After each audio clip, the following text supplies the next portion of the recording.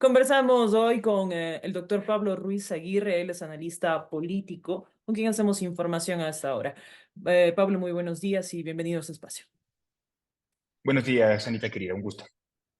Conversar respecto a la coyuntura de nuestro país en general. Vivimos momentos difíciles desde que se declaró el estado de guerra en nuestro país. ¿Las acciones del gobierno, según su criterio, han sido las correctas? A ver, yo creo que con el estado actual, creo que eso pesa muchísimo al tema que la opinión pública requería en la parte de inseguridad, es decir, da un efecto directo, no sé si a largo plazo termine siendo placebo respecto de la situación de inseguridad, pero al menos sí directo para que la gente tenga esta sensación de estar con más tranquilidad. Sin embargo, claro, el verle un problema como la inseguridad únicamente desde el punto de vista de la intervención militar, yo creo que es erróneo, siempre y cuando este no se vea desde un punto de vista interdisciplinario, es decir, desde la economía, desde lo social. Yo creo que a largo plazo no vamos a tener soluciones que directamente ataquen a la causa. Creo que eso recién se va a ver con el paso de los siguientes días, sobre todo cuando se acabe el estado de excepción, que yo creo que va a ser una medición puntual para que no le pase al presidente lo que le pasó al expresidente Lazo, es decir, 21 estados de excepción y hacer que el estado de excepción deje de ser excepción, sino que se vuelva regla. El rato que volveríamos a caer en eso significa que no tenemos una política pública puntualmente para trabajar el tema de inseguridad. Entonces creo que por lo pronto va bien. Habrá que ver cómo le resulta, diré yo, la negociación que tiene que ver con algo linkeado al tema de la inseguridad, que termina siendo la cuestión del IVA, y ver cuál va a ser la reacción puntualmente en teoría, el pacto que tiene también y de la ciudadanía con las nuevas propuestas que tiene. Habrá que analizar también puntualmente cada una de las estrategias, tanto de comunicación como las estrategias mismas en el tema de seguridad, con respecto a las acciones del presidente de la República y también lo que está haciendo el gobierno nacional. Es cierto que en estos 15 días, las cifras lo dicen, aunque son muy poco también para evaluarlas, el tema de que ha bajado, por ejemplo, la cifra de muertes violentas. Sin embargo, esta sensación de inseguridad que todavía se vive en el Ecuador, esta sensación de que pueden ocurrir hechos o eventos de los que aún de pronto no se comunican, o el hecho de pronto de que los estudiantes no puedan regresar completamente a sus aulas de clase, da esta sensación aún de inseguridad. ¿Viviremos por esto tal vez 60 días, 90 días más, Pablo? Yo creo que ahí uno puede ver un poco la historia, el problema de las cuestiones de las problemáticas de la inseguridad, si uno se vea o evidencia, por ejemplo, cuestiones como las de lo que pasó en Colombia o en El Salvador, no son cuestiones de 2 meses y 3 meses. Y no es que el narcotráfico se va a cansar y va a decir, ya nos están atacando y hay militares afuera y se acabó. Es un problema a largo plazo y el problema es que el narcotráfico no únicamente involucra las drogas, sino que está enquistado, ya lo hemos visto, está enquistado puntualmente en las instituciones públicas, en los servidores públicos, en la justicia, en los policías, en los militares, salvando las excepciones que yo creo que debemos aplaudir y que debemos apoyar. No creo que se vaya a terminar con el estado de excepción y ese es el más grande temor. A eso me refería con que volvamos a vivir en una nueva normalidad que termine siendo esta suerte de excepcionalidad. Vuelvo y repito ahí, yo creo que la única salida ahí es un nuevo pacto que involucre ver o atacar a este problema desde un punto de vista interdisciplinario. Pongo un ejemplo chiquitito que me parece a mí muy decidor y me preocupa un montón. Las mafias, la albanesa, por ejemplo, ya tiene escuelas y está comprobado que tienen escuelas para niños de 8 y 10 años en donde les están enseñando a disparar. En diciembre, yo lo topé creo que con usted mismo en otro medio, decía, los choneros estaban regalando fundas de caramelo en eventos de los barrios. Eso parecería muy pequeño, pero lo que nos está diciendo es que la propia sociedad, la organización barrial, que debería estar preocupada por los niños y construir tejido social y hacer comunidad y hacer barrio, ni siquiera eso está funcionando. Y son los espacios más culturales y más simbólicos y mucho más importantes que incluso la parte formal en donde ellos están metiéndose. Entonces, eso no se soluciona, esa funda de caramelos no se soluciona con un militar más en la calle. A eso voy yo, sino que eso es organización social. Entonces, tampoco corresponde o debe ser únicamente las decisiones de política pública que toma el presidente, sino como todos también desde la sociedad tratamos de llenar esos espacios que como sociedad también creo que hemos dejado de lado y que no hemos apoyado para construir esa parte cultural. Lastimosamente tampoco son estrategias ni planes a corto o mediano plazo. De El acuerdo, tema, por de ejemplo, de acuerdo. una educación, oh, lo decía la asambleísta Paola Cabezas hace una semana atrás, si es que no me equivoco, el hecho de que hemos abandonado a un montón de niños que han desertado de las instituciones educativas también es algo en lo que debería inmiscuirse el Estado. Y lastimosamente nosotros ahora estamos inmiscuidos en lo urgente, pero no en lo necesario. De acuerdo, de acuerdo. Ahora, el problema, y también lo hemos topado con usted en otros espacios, es que siempre vemos que los políticos dicen, es que ahorita es lo urgente, pero cada año le atendemos a lo urgente y nunca vemos a largo plazo. Entonces, en algún momento deberíamos hacer que lo que no vemos a largo plazo también pase a ser urgente para tomarlo en cuenta dentro de la agenda política.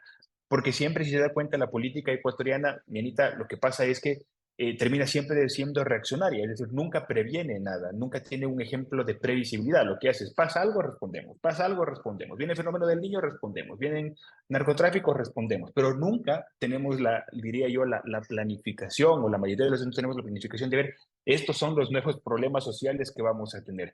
Lo del IES, pongo un ejemplo, lo podíamos haber previsto hace años, sin embargo, no lo consideramos urgente. ¿Por qué? Porque hubo un terremoto en 2016, porque antes en 2011 tuvimos otras cosas, pero siempre lo urgente lo dejamos de lado y en algún momento lo urgente o aquello que no creemos que es urgente termina siendo urgente y seguimos prolongando las grandes decisiones que deberíamos tomarlas como pactos sociales. Sí, es a largo plazo, pero yo creo que es el momento perfecto para que al menos la clase política, la organización civil, los medios de comunicación también den un ejemplo de, al menos a las siguientes generaciones, es decir, nos estamos preocupando por el futuro que al final va a ser su presente. Pablo, ¿cuál es su perspectiva respecto a la incursión de otros gobiernos en este estado de seguridad que es lo que propone Daniel Noboa? Por ejemplo, en esto, el día de hoy ya están llegando gente del gobierno de Estados Unidos a hacerse cargo también de la situación de seguridad. Se ha anunciado también, palabras de Daniel Noboa, de que van a incursionar otros países más. ¿Cuánto podemos relegar de nuestra autonomía con esto? Yo creo que una persona nunca sabe de todo, un gobierno nunca va a poder manejar todo y creo que nadie es monotemático. Y yo creo que el ejercicio más noble que puede tener cualquier persona que ejerce en política es decir, no sé cuando no sabe y pedir ayuda. El ego de decir lo manejo todo y lo sé y tengo la fórmula secreta, creo que es un ejercicio que no podría costarle únicamente como costo político a una persona, sino todo a un país. Finalmente, quien toma la decisión para todos, le hayamos votado o no, es el presidente de la República, pero sí que es sano que para esa toma de decisiones reciba toda la información posible de otros gobiernos, de quienes tienen experiencia, de quienes ya han enfrentado conflictos armados internos, externos, de quienes han pasado, de quienes consumen la droga que termina siendo Estados Unidos, de quienes pueden plantear otro tipo de visiones, de quienes ya han hecho esos ejercicios de construcciones de cárceles y más allá. El hecho de que existan asesorías no significa que va a haber necesariamente intervención. Creo que sí hay que quitarnos esa temática que muchas veces es ideologizada de que no venga nadie porque somos autónomos. Ya, pero autónomos también sin pedir ayuda a nadie nos podemos morir por el ego de decir nosotros vamos a buscar nuestras propias respuestas. Sí tenemos que buscar nuestras propias respuestas, pero escuchemos a los que ya pasaron por los mismos problemas. Y yo creo que eso es sano. Creo que si el presidente lo hace y recibe estas diferentes posiciones, lo que pasó con Israel, lo que pasó con Colombia, lo que pasó con México, lo que pasó con Estados Unidos, creo que va a tener un bagaje bastante interesante para tomar una decisión mucho más sensata. Ahora, en los primeros días también se aprobó el tema de las leyes urgentes. Debido a este estado de conmoción nacional, se aprobaron mucho más rápido con una, ¿cómo decirlo? Como una asamblea un poco más unida con respecto a una causa común de lo que hubiéramos esperado en otros momentos más tranquilos, ¿no? Ahora se viene una decisión que podría ser la primera pelea previa al divorcio del Ejecutivo con el Legislativo. Se viene la discusión sobre el 15%. Hoy en la mañana, precisamente, Henry Klonfre, presidente de la Asamblea, mencionaba que se podría llegar a un acuerdo en la temporalidad de la subida de 3 puntos del IVA. ¿Cómo esto podría beneficiar o perjudicar al país? En otro espacio contigo mismo, algo que lo habíamos conversado es que este efecto de romance que había entre este pacto de las diferentes organizaciones políticas iba a terminarse o iba a acercarse en el punto en que vayan a llamar elecciones. Ojo, deberían estar llamando a elecciones posiblemente el siguiente mes y no más tardar en marzo.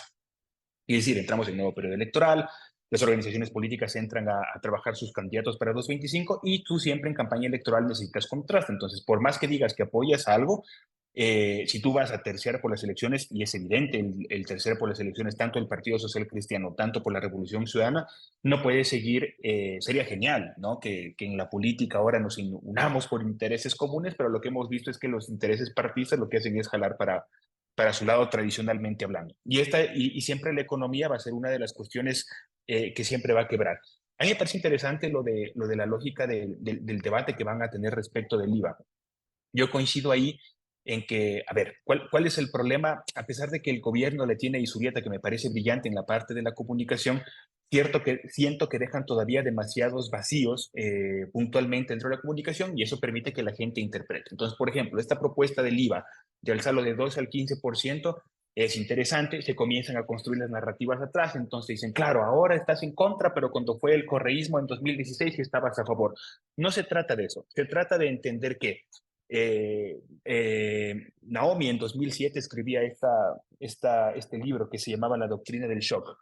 Y ella decía, es una politóloga que decía que en momentos de desastres naturales y de fuerza mayor, de conflictos armados y lo que sea, las élites económicas y los gobiernos aprovechan esa circunstancia de desesperación de un pueblo, de un país, para meter políticas que normalmente no son populares, es decir, o que no son agraciadas o que no son aceptadas. Ejemplo, lo del IVA. Si tú hubieras soltado lo del IVA en un momento que no tienes una guerra, te la piensas dos veces. Pero ahora la mayoría de la población posiblemente diga que sí. ¿Por qué? Porque estás en un estado de guerra. ¿Cuál es el problema de la subida del 12 al 15%? Que no te dicen puntualmente si solo va a ser por la guerra, si te dice qué tiempo va a ser, qué se va a comprar. Es decir, la transparencia es una falencia en esa parte de la comunicación. Ahora, te lo dice y te lo suelta así, pero yo creo que lo que le molesta a la gente también es que tú dices, listo, 70% de la población que se va a ser la más golpeada en la parte del consumo, a pesar de que tengamos productos que no están grabados con IVA, te dicen, listo, todos vamos a poner el hombro, bacán, vamos a poner todos el hombro. Ya, pero ¿por qué no cobras, vuelvo y repito, los 3.000 millones de dólares que los grandes grupos económicos, incluido el Grupo Novoa, le deben dentro de impuestos? Sé que es a largo plazo, pero luego viene la narrativa que tú planteabas, ¿no? Es que es urgente, ya, pero planteámelo también, listo, porque el de IVA es de fácil recaudación, entonces todos recaudamos con el IVA, pero también haz lo otro. Y ahí es coherente porque todos estamos sumando. El que más tiene es el que más paga. Esas creo que son las cosas que fallan. Ahora, el Partido Social Cristiano yo creo que tiene una tesis que es mucho más válida, porque el Partido Social Cristiano lo que está hablando cuando habla de temporalidad no está hablando del IVA.